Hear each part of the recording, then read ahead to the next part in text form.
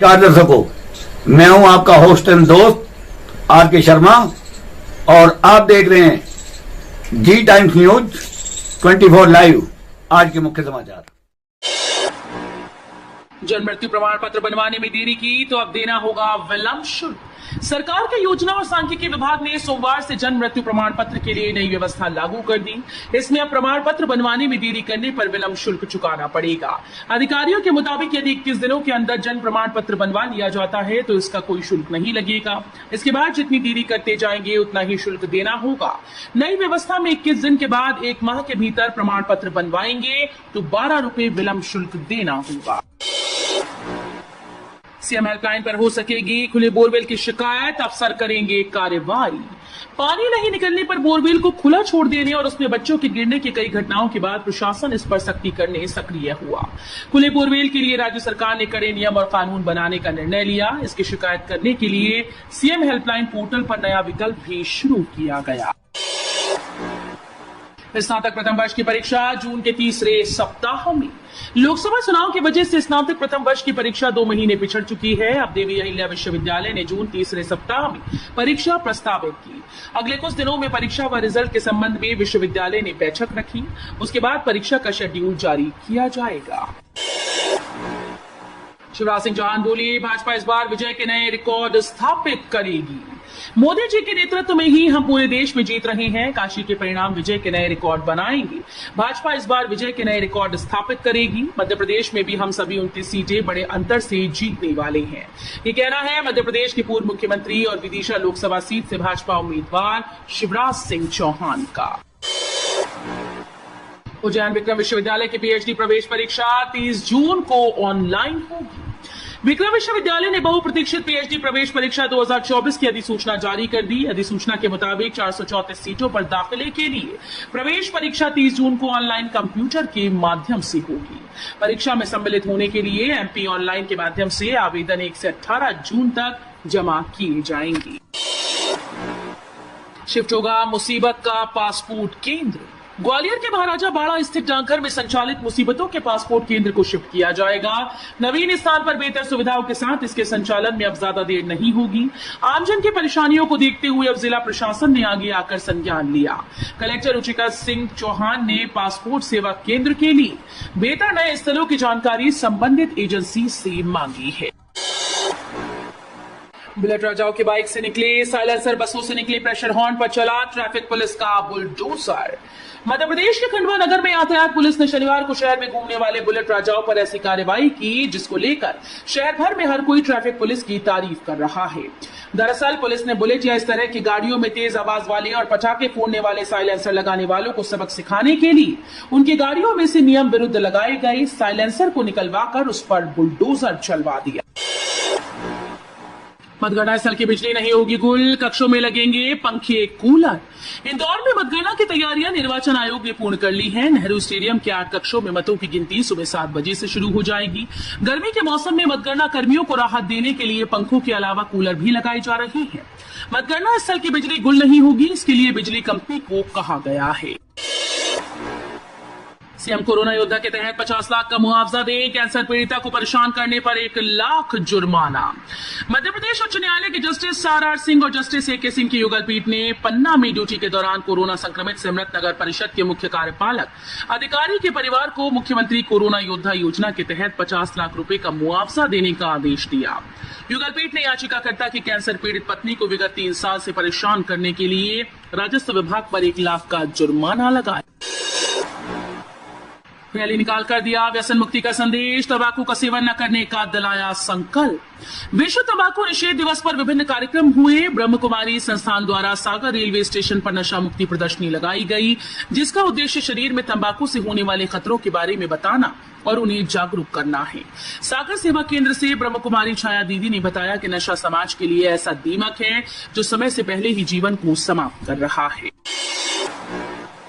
Exit poll के नतीजों में बीजेपी को 28-29 सीटें। लोकसभा चुनाव 2024 में मध्य प्रदेश की 29 सीटों पर 4 चरण में मतदान हुआ था। राज्य और केंद्र के सत्तारूढ़ भारतीय जनता पार्टी ने सूबे की सभी 29 सीटें जीतने का दावा किया। पार्टी ने चुनाव प्रचार के दौरान मिशन 29 को लक्ष्य बनाकर काम किया। उधर कांग्रेस ने अपने 2019 के प्रदर्शन को सुधारने का दावा किया। अब देश के हृदय स्थल मध्य प्रदेश में कौन बाजी मारेगा, इसके रुझान एग्जिट पोल में आ गए हैं। एग्जिट पोल के नतीजों में मध्य प्रदेश में भाजपा नीत एनडीए को 61% वोट मिलते दिखाई दे रही हैं। कोर्ट के आदेश के 4 माह बाद भी हुकुमचंद मिल के आधे से ज्यादा मजदूरों को नहीं मिला मुआवजा। हाईकोर्ट के आदेश और मुख्यमंत्री डॉक्टर मोहन यादव की मन से की गई घोषणा के बावजूद हुकुमचंद मिल के मजदूरों को बकाया भुगतान मिलने में दिक्कत आ रही है। हालत यह है कि 5,895 मजदूरों को मुआवजा मिलना है, लेकिन 4 माह बाद भी सिर्फ 2500 मजदूरों के खातों में ही भुगतान पहुंच सका है। जबलपुर के कबाड़खाने में विस्फोट की जांच करने पहुंची एनआईए। जबलपुर से करीब 20 किलोमीटर दूर खजरी खिरिया स्थित कबाड़खाने में गुरुवार को हुए भीषण विस्फोट की धमक दिल्ली तक पहुंचने के बाद मामले की जांच करने के लिए नेशनल इन्वेस्टिगेशन एजेंसी के 3 सदस्यों के अलावा एनडीआरएफ व एनएसजी की टीम भी जबलपुर पहुंची। बताया जा रहा है कि सेना द्वारा उपयोग किए जाने वाले बड़े बम भी कबाड़खाने में थे। धार की भोजशाला में खुदाई में मिली खंडित प्रतिमा, हिंदू पक्ष ने किया सनातन से जुड़ी होने का दावा। भारतीय पुरातत्व सर्वेक्षण की टीम को 36वें दिन सर्वे के दौरान भीतरी परिसर में मिट्टी हटाते समय खंडित प्रतिमा का ऊपरी हिस्सा मिला। इसे लेकर हिंदू पक्ष का दावा किया कि प्रतिमा सनातन धर्म से जुड़ी है।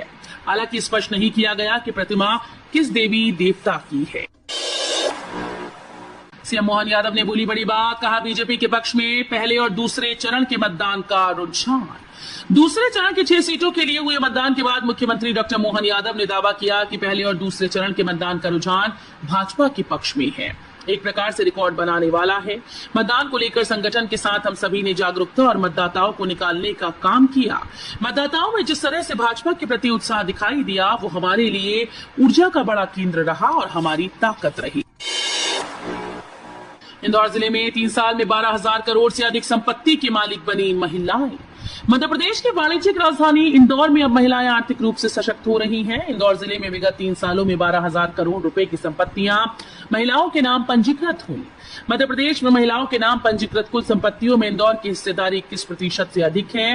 प्रदेश में रजिस्ट्री कराने में मिल रही छूट का भी महिलाएं अतिरिक्त लाभ उठा रही हैं। मंत्रालय में ई ऑफिस व्यवस्था होगी लागू। मंत्रालय में ई ऑफिस व्यवस्था लागू होगी, लेकिन मुख्यमंत्री और मंत्रियों के लिए मैनुअल की चलेंगी फाइल्स। मंत्रालय में अब ई ऑफिस व्यवस्था लागू होगी। ई फाइल्स के माध्यम से शासकीय कामकाज होंगे। मैनुअल फाइल की व्यवस्था को पूरी तरह से बंद करने की तैयारी की जा रही है। सभी कर्मचारी नदारत, एसबीआई कस्टमर ने शेयर की तस्वीर आ गया डिलीट करने का फरमान।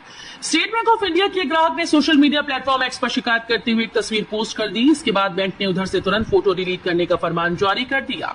बैंक ने कहा कि आपको हुई असुविधा के लिए हमें खेद है, लेकिन सुरक्षा कारणों से तस्वीर को तुरंत डिलीट कर दीजिए, वरना अगर इसका गलत इस्तेमाल किया जाता है तो इसके लिए आप ही जिम्मेदार होंगे। नए सेना प्रमुख की नियुक्ति से पहले वरिष्ठ अफसरों का पूल बनाने की तैयारी। डिफेंस स्टडीज के सिलेबस में सैन्य रणनीतियों के लिए खास किताब जरूर पढ़ाई जाती है, द आर्ट ऑफ वॉर। चीन के सैन्य रणनीतिकार सन त्यू ने ईसा से 5 सदी पहले इस किताब को लिखा था। दुनिया भर में इस किताब को पढ़ाया जाता है। इसमें एक चैप्टर है कि कैसे युद्ध के मैदान में दुश्मन को भ्रमित करो, उसे गुमराह करो और फिर सरप्राइज अटैक कर उसे चकित कर दो। मोदी सरकार भी ठीक इसी रणनीति पर चल रही है। घर बनवाने के लिए सस्ती दर पर मिलेगा लोन। केंद्र सरकार की ओर से गरीब व मध्यम वर्ग के लोगों को अपना घर बनाने के लिए लोन और सब्सिडी उपलब्ध कराने के लिए जल्द ही होम लोन सब्सिडी योजना लाने की तैयारी की जा रही है। इस योजना पर 60,000 करोड़ रुपए खर्च किए जाएंगे। इस योजना को 5 वर्ष के लिए लागू किया जाएगा। इस योजना का लाभ उठाकर पात्र व्यक्ति अपने घर का सपना साकार कर सकेंगे। लोकसभा चुनाव खत्म होते ही पीएम मोदी ने किया ट्वीट, कार्यकर्ताओं की सराहना तो विपक्ष पर निशाना। लोकसभा चुनाव के आखिरी चरण के मतदान के बाद प्रधानमंत्री नरेंद्र मोदी ने देश के मतदाताओं को लोकसभा के इस पर्व में हिस्सा लेने के लिए आभार जताया। पीएम मोदी ने ट्वीट कर कहा कि अवसरवादी इंडी गठबंधन मतदाताओं के साथ तालमेल बिठाने में विफल रहा। वे जातिवादी, सांप्रदायिक और भ्रष्ट हैं। ये गठबंधन जिसका उद्देश्य मुट्ठी भर राजवंशों की रक्षा करना था, राष्ट्र के लिए भविष्य की दृष्टि प्रस्तुत करने में असफल रहा। एग्जिट पोल के दौरान राहुल गांधी ने लिखी राष्ट्रपति को चिट्ठी। लोकसभा चुनाव के दौरान राहुल गांधी ने अग्निवीर योजना को बीजेपी पर हमला बोला है। इसी बीच अग्निवीर योजना को लेकर राहुल गांधी ने राष्ट्रपति द्रौपदी मुर्मू को पत्र लिखा है। अपने इस पत्र में राहुल गांधी ने आरोप लगाया कि अग्निवीरों के साथ भेदभाव हो रहा है।